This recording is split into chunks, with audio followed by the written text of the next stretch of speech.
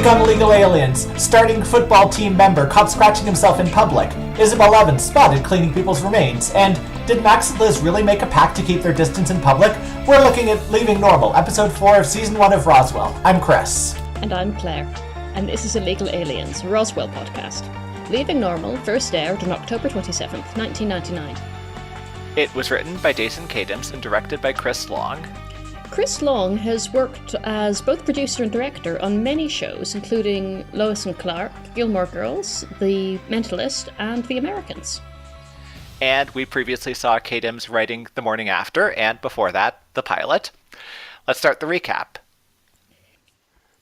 In a crowded Cashtown cafe, Liz and Maria enthuse over the imminent arrival of Liz's grandma Claudia.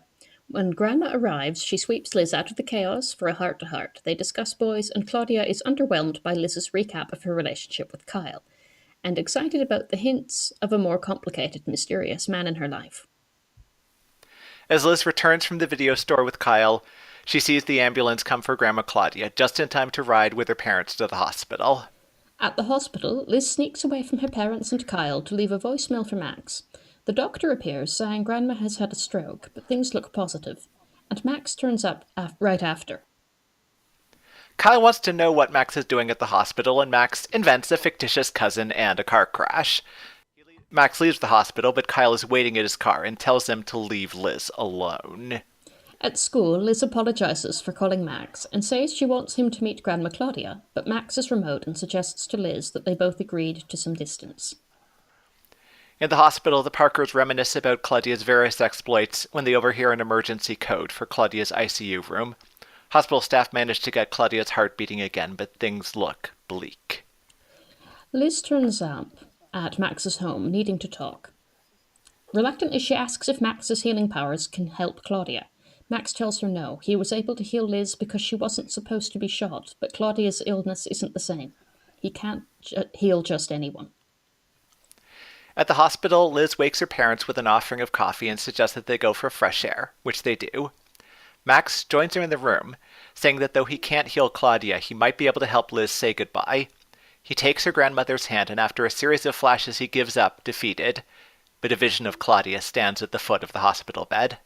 Tearfully, Liz asks Grandma what she'll do without her, but Claudia says she'll be fine. In Liz, she sees her younger self, and that's a gift. She urges Liz to follow her heart. Liz promises, and the vision disappears as Claudia dies. Outside the crashdown, Max sees Liz home. She thanks him and hugs him goodbye before retiring to journal on the risks of following one's heart. In our second plot thread, as Max leaves the crashdown, he's attacked by Kyle's football teammates. Michael tends to Max's bruises, and Michael talks about various levels of response to the attack. Max tells him they have to do nothing and get back to normal. At school, Michael begins to prank the perpetrators, giving one hilarious itch and sealing Kyle's locker shut. When he shows Max, Max is angry. He doesn't want payback, he wants normalcy. When the janitor forces Kyle's locker open, he muses to his friends about the strangeness of melted metal found inside. One of his friends shares news of the attack on Max, pointing out that the locker might be an attempt at payback. Kyle is surprised and calls them idiots for attacking Max. Kyle rushes to Liz to disclaim his innocence for the attack. Liz had believed Max's excuse about falling down, but she's horrified when Kyle explains. Distressed, he asks if Max and Liz are a couple. Liz says no, but breaks up with Kyle. And in the C-plot, Maria assures Liz she can run the crashdown without her or her parents, but struggles to deal with an enormous convention crowd and a surly older waitress. When Isabel and her friends walk by, Maria pleads for help and Isabel declines. But later, we see Isabel in the waitress's uniform encouraging Max to go to Liz. She even sneakily uses her powers to fix an undercooked burger and reheat coffee. When Isabel's friends spot her and tell her that she's ruining the image of their entire clique, she tells them to chill out. So, do you have any suggestions for where you want to start the discussion? I don't mind. Did you have anything you wanted to begin with? Well, the thing that I was most struck by, I think, is Max's side of that plot line with Liz, and the fact that he seems to be so certain both of the limits of his powers, the and almost the spirituality of it, the levels, the point beyond which he must not go. Yes, it would be very easy to hand him a get out of jail free card there and make him almost godlike, but they don't do it. Right. And it's interesting. I did wonder as I was watching it how and when he figured out the limits and strictures that were placed on that ability. Right. Yeah, and I think to a certain extent I was a little disappointed because I find it more interesting when we see him asking the questions and figuring things out rather than just being so sure of his convictions. Yeah, rather than just being handed the exposition.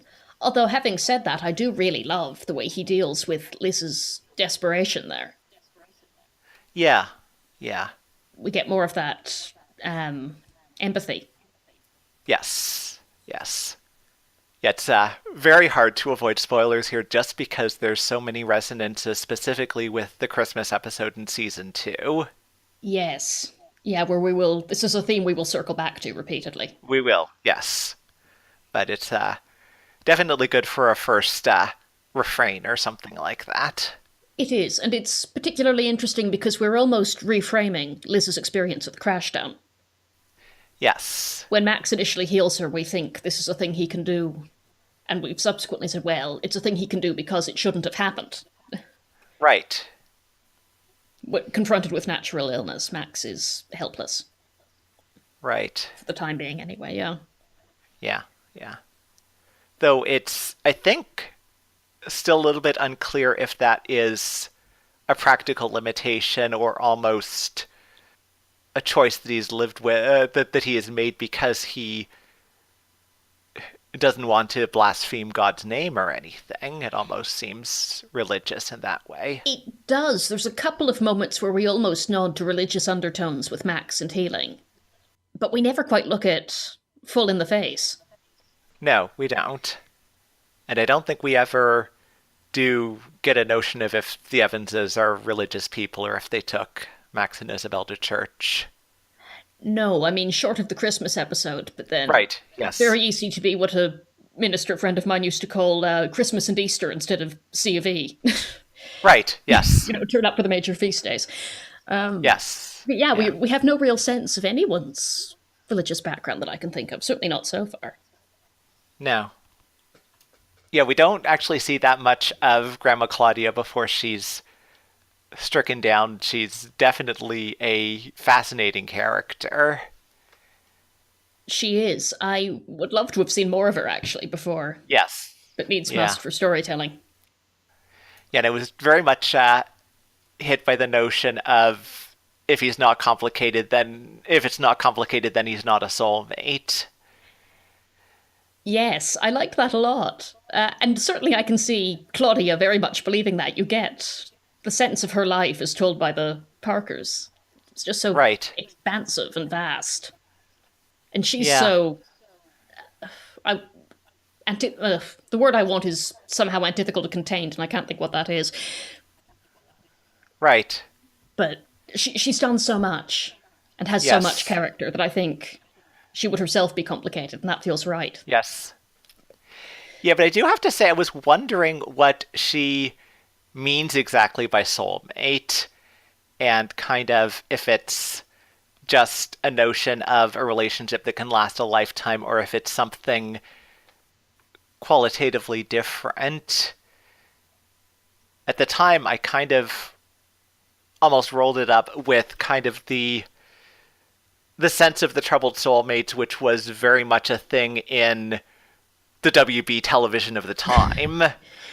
Between Dawson's Creek and Buffy the Vampire Slayer and all of this, which Roswell completely plays into the literal star-crossed lovers thing. Yes, it really does. Although, I mean, I wondered too as I was watching it how much soulmate wasn't just Claudia putting it in the parlance of a, what is Liz, 15, 16-year-old girl? Yeah. Everything at that age is so heightened. Right. Or at least that's my memory of it, that I can see her trying to make it accessible. Right. In the way she does so much else, both with Liz and with Maria. Yeah. possibly a very surprising reference point, but I'm reminded of one of the, I think, season 1 episodes of the Sabrina the Teenage Witch sitcom. Look, it's already more logical a reference than George Smiley's. You're doing fine.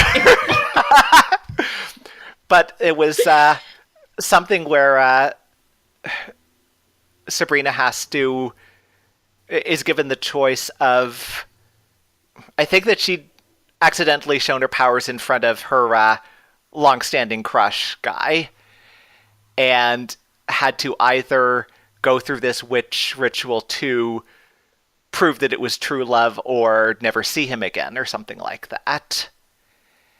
And the aunts encourage her in this, and at the very end, the talking cat asks them why they were so sure or something. And they just kind of smile and say, well, she's 16. When you're 16, it's always true love.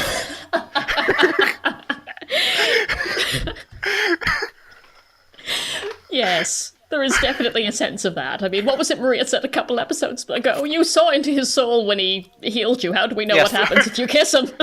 Right. And that, I guess, gets us into the little monologue at the end about the dangers of following your heart, which gives the episode its title, and which I always did like. Yeah. No, I like that. We stress normalcy a lot throughout the episode. And We do. It's mostly Max who's frantically saying, we've got to get back to normal. We have to continue as normal. Right. And, of course, there is no getting back to normal. When Yes. I'm not sure there is a normal at that age anyway. Right. Everything feels out at sea, but the idea that once you embark on any kind of major decision, you depart from what would be normal and go out into the unknown. Yes. Yeah, and I think it kind of speaks to me as a sense of Liz's entire journey through this arc. I think that it's kind of something that's been building, that she's gradually finding herself more and more in Max's circle until I think a few episodes from now, she will definitely call him on it and say that, no, it's not the three of you and the two of us, it's all of us in this together. Yes. And I think, too, we're arcing Liz towards a point where she's more open to possibilities, I think. We've got a couple of beats. Yes. Just as Max is saying things must be normal, Liz keeps saying, I'm being irrational, there's no logic, it doesn't fit. Right. And we know that she likes her answers, and she's scientific, and she needs things to go according to plan. And we're Right. stretching her beyond that. Yes. And speaking of the plan, I was a little surprised at kind of the several references to almost this agreement that Max and Liz would not quite not be seen together, but they would not draw attention to their relationship in public.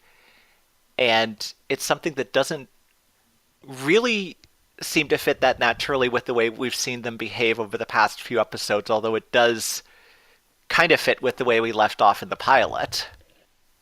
Yes, they sort of go back to referencing it this time, and the episode calls out that it doesn't fit naturally. Liz begins to worry about him, and he's Right. not very good at keeping away anyway. Yes. But Yeah. I suppose it's probably... The catalyst for that is probably the football players attacking him. We get the sense they agree in the pilot not to see each other. They fail fantastically at that. He's clobbered over the head by many athletic people. It was, oh, right, that plan to not see each other. We should maybe do something about it. Yeah, but if so, it could almost... They could have made it work by calling attention to it just a little bit more about Max being suddenly emphatic and Liz being startled for a minute that he's being so emphatic. I think that would have... I think that would have helped, certainly. Yes. Yeah.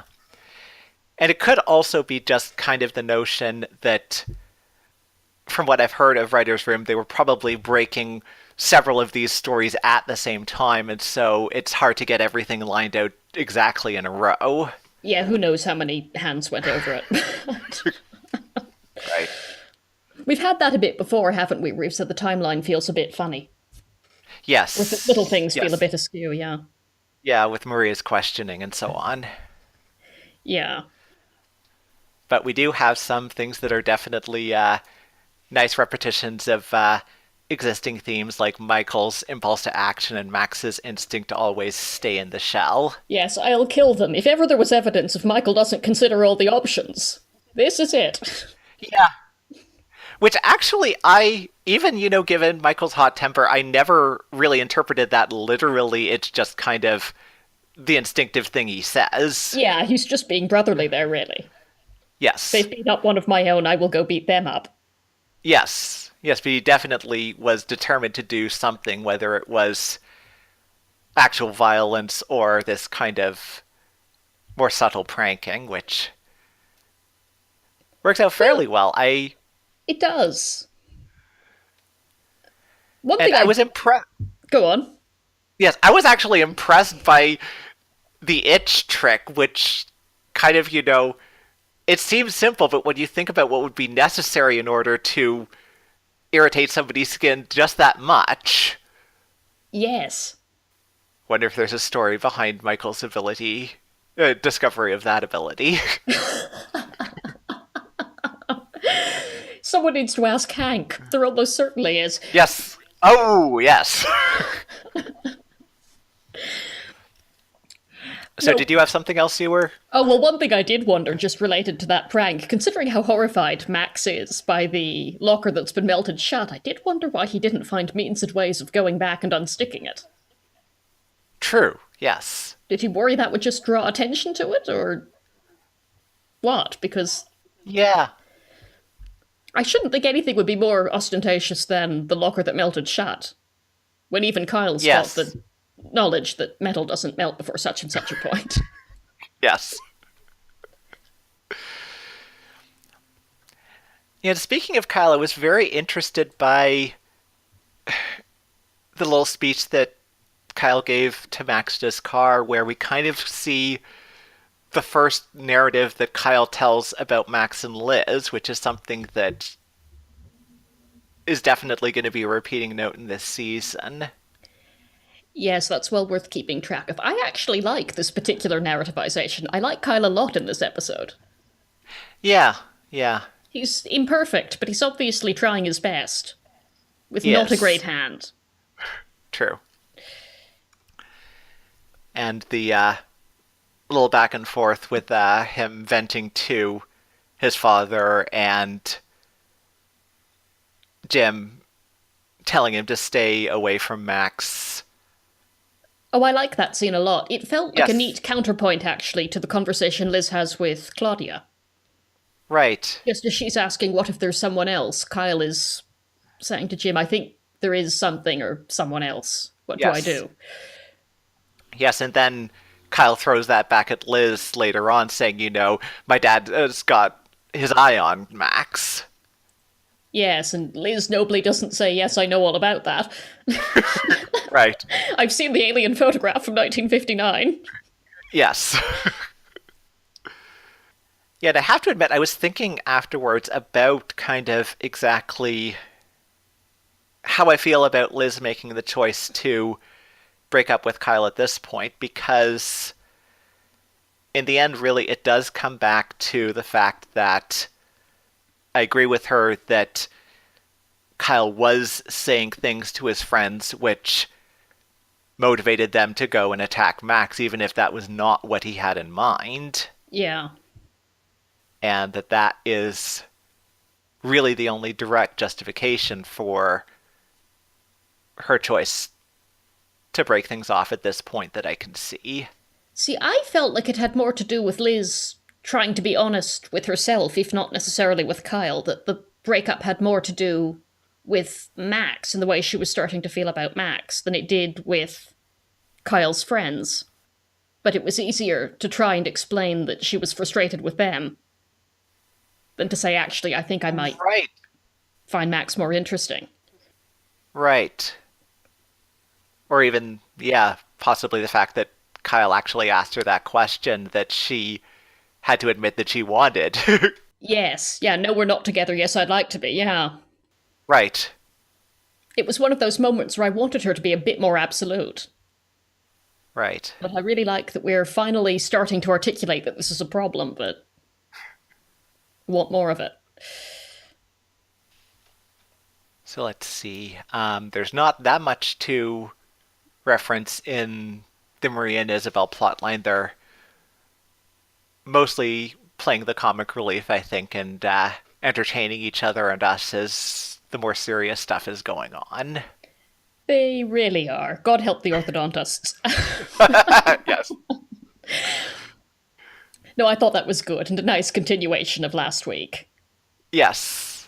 Yes. And I do like that Isabel, for all of her brusqueness and iciness, she does actually have the empathy to help out in this situation and the perspective to tell her erstwhile friends when they're just being ridiculous. Oh, they're being awful. I'm so glad she tells them so. But no, she strikes me as the kind of person with a very soft core, if you ever get to it. Yes, yes. Ice on the outside, mushy inside. Yeah. Fondant fancy-esque, yeah. And, yes.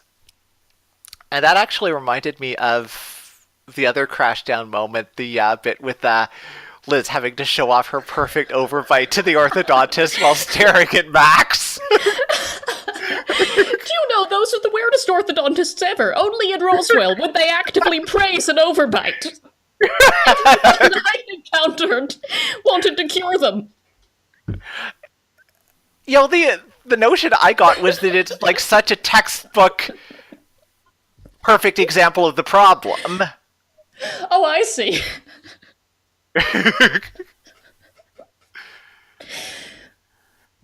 The standard reference case. You want to see an overbite? This is the overbite you want to see. Yes. They do everything but bring out their cameras and snap photos. Yes. Which, if they had smartphones at the time, probably would have. Which reminds me, as we're talking of phones, were you also confused by Max having what appears to be a private landline and answer phone? How many landlines do the Evanses have? Because Liz calls what I thought was a mobile, but then we see the answer phone blinking on Max's bedside table. Right. And it's a landline. Yeah. Well, I'm certainly not surprised if they would have had landlines in 1999. Oh, I'm not either. I find the answer phone rather sweet. Yes. And, yeah, it wouldn't have surprised me too much for them to have, like, possibly a shared line for the kids as opposed to But their own voicemail says this is line. Max. Do they have a sort of automated machine Yes. for Max hit 1, for Isabel hit 2, for... Yes, and you would certainly have expected that if they had just one answering machine, it would be in Isabel's room. Surely to goodness, all those Friday night dates. I mean, Yes. Michael's not going to use the telephone to call Max, is he? He's climbing in through the windows. We know this. Yes, she would have just more calls in general, if only from her girlfriends. Yes, they have the high social standards. Yes. So yeah, on the other hand, I mean, with a lawyer as a father, possibly a private line for each of the kids, it doesn't seem that Okay, we can keep tracking that one as it goes through. It just jumped out at me as I was watching. I thought, oh, hang on. Yeah, another of those tropes you don't always notice, but yeah. Being cute for a mobile probably didn't help, but... Yes. 1999, we weren't quite there yet. No, definitely. Yes, at that time, we probably had just switched from the mobile to the landline's own voicemail service. Yes, I think... Sounds about right, yeah. I think by that point we had an answer phone that was integrated into the telephone. Right. So we weren't have to roll tape back or anything. Yes, yes. But we were, as fits really with me and my battles with technology, backwards enough that I don't think we got a mobile, and then it was a shared one until about 2000 or 2002. Right, yes. So is there anything else you wanted to call out in the discussion? I did want to ask you what you think of the vision of Grandmother Claudia, because we've never seen anything like that before. What happens? We haven't, definitely.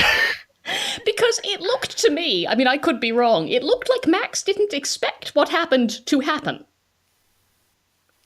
He apologizes to Liz. He says, I'm sorry. Yes. And he looks equally confused as the vision appears at the foot of the bed. Yes, it seemed to me as if he was trying to revive her enough that she could open her eyes in bed and speak to Liz. Yes. That makes sense, because I wasn't sure. I thought, well, if that wasn't what he was trying to do, what was he trying to do? But that makes sense. If he'd been trying to revive her and then she suddenly appeared almost astrally projected. Yeah. Yes, and it's definitely not anything that is in his usual power set. It's possibly a little bit closer to Isabel's dreamwalking trick, although still way off to the side. The other thing... But she seems to be... I mean, she seems to be pretty much there. She's able to touch Liz and interact with her. Right, or at least she seems that. I think it's always a little bit tough.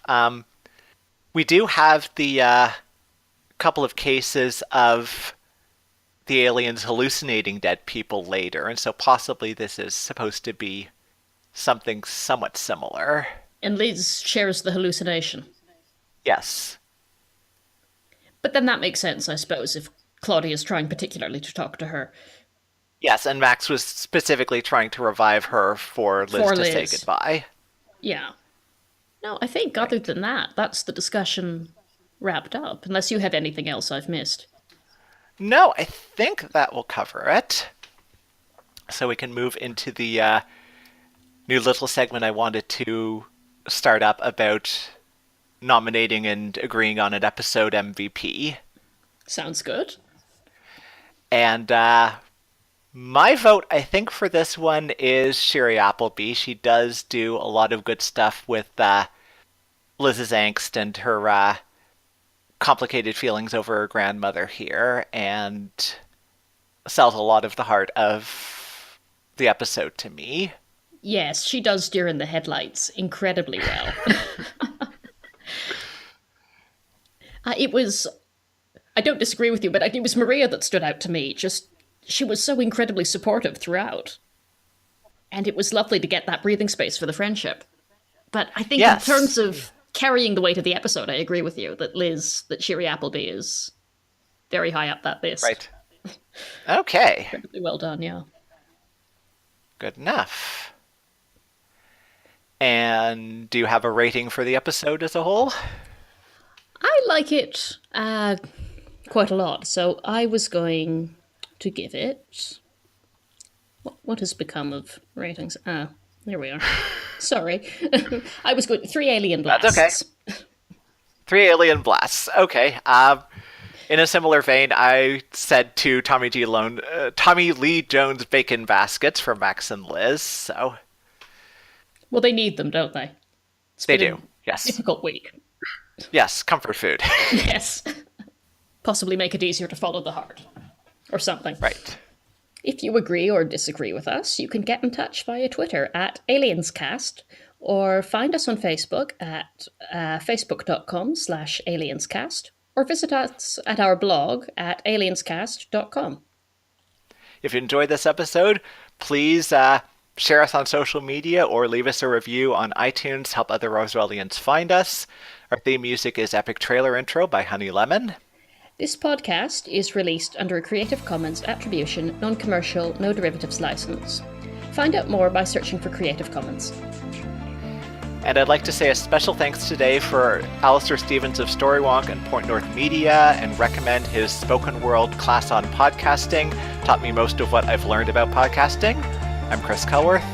And I'm Claire, and this is Illegal Aliens, a Roswell podcast. Join us next Monday, May 22nd, 2017, as we discuss the 5th episode of Season 1, Missing. In which we spot Alex again and ask if Liz is neglecting her duties as treasurer of the Science Club.